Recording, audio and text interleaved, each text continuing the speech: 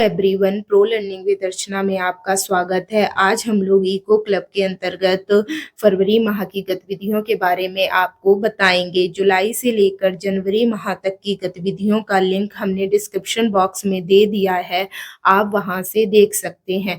चलिए शुरू करते हैं।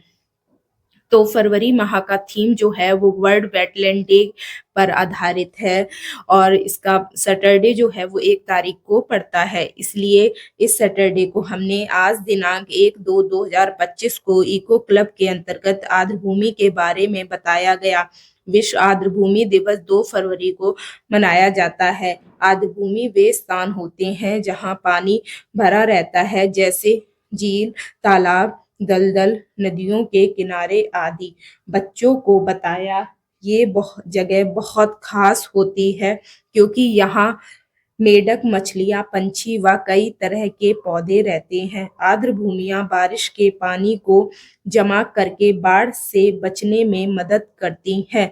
बच्चों को प्रकृति की देखभाल की शपथ दिलवाई। हम तालाब, झील व नदियों को साफ रखेंगे व उनमें कचरा नहीं डालेंगे।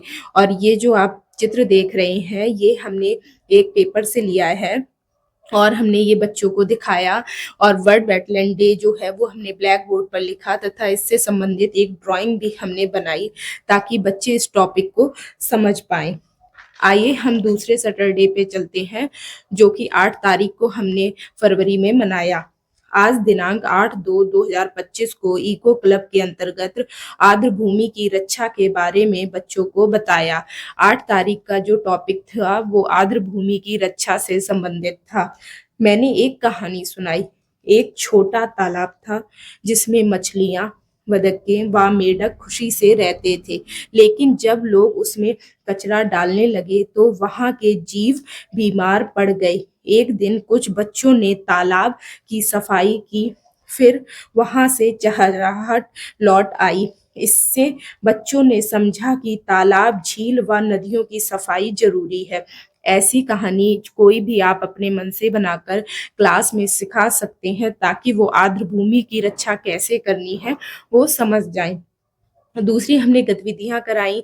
एक तो हमने आर्द्र भूमि से रिलेटेड चित्र बनवाए और दूसरा प्रश्न पूछकर रुचि बढ़ाई। तो आप प्रश्न कोई भी पूछ सकते हैं, जैसे आपके घर के आसपास किस तरह की आर्द्र भूमि है, तो वो बताएंगे नहर है, तालाब है या जो भी है। तो आप पूछेंगे वहां कौन कौन से जानवर या जल जीव कौन से रहते हैं, तो वो इस तरीके से उनको उत्सुकता होगी कि आर्द्र भूमि की रक्षा हमें क्यों करनी चाहिए।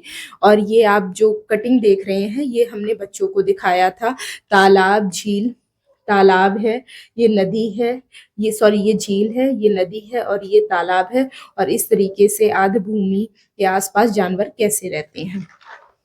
अब हम थर्ड सैटरडे पे जाते हैं और इस दिन का टॉपिक था प्रकृति भ्रमण, जो कि 15 तारीख को पड़ा था। आज दिनांक 15/2/2025 को इको क्लब के अंतर्गत हम लोग बच्चों को पास के एक नहर के भ्रमण पर ले गई।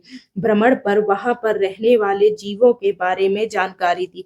हमारे स्कूल के पीछे एक नहर है, वहां पे हमने बच्चों को आर्द्र भूमि से टॉपिक समझाने के लिए हम वहां पर भ्रमण पर ले गई। बच्चों को सरल व आकर्षक एनिमेशन दिखाया और जो आर्द्र भूमि व उसके संरक्षण पर आधारित थी। हमने मोबाइल पर एक छोटा सा वीडियो दिखाया जो कि एनिमेशन वीडियो था और आर्द्र भूमि से रिलेटेड था। आप भी इस तरीके से टीवी या मोबाइल पर दिखा सकते हैं।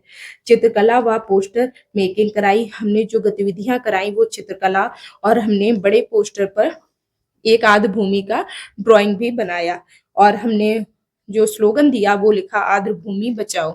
और इस तरीके से हमने एक आर्द्र भूमि से रिलेटेड उनको चित्र भी दिखाया। अब हम आते हैं लास्ट सैटरडे को और इस दिन हमने टॉपिक रखा आर्द्र भूमियों का संरक्षण, जो कि 28 तारीख को हमारा सैटरडे पड़ रहा था। आज दिनांक 28/2/2025 को इको क्लब के अंतर्गत आर्द्र भूमियों के संरक्षण के बारे में बच्चों को बताया और हमने जो गतिविधियां कराई हैं, एक तो हमने वृक्षारोपण करे, जल स्रोतों को स्वच्छ रखे, प्लास्टिक प्रदूषण को रोके, इससे रिलेटेड हमने गतिविधियां कराई। और अपने बच्चों से नारा लगवाया, आओ मिलकर आर्द्र भूमियों को बचाएं और पर्यावरण को संरक्षित करें। और ये जो आप ड्राइंग देख रहे हैं, ये हमने ब्लैक बोर्ड पे इसी तरीके से सेम बनाया था और बच्चों को टॉपिक ये समझाया था। तो इस तरीके से हमारी फरवरी माह की जो कार्य योजना थी वो कंप्लीट हो गई है। नेक्स्ट वीडियो में मैं आपको मार्च माह की कार्य योजना के बारे में बताऊंगी। नमस्ते।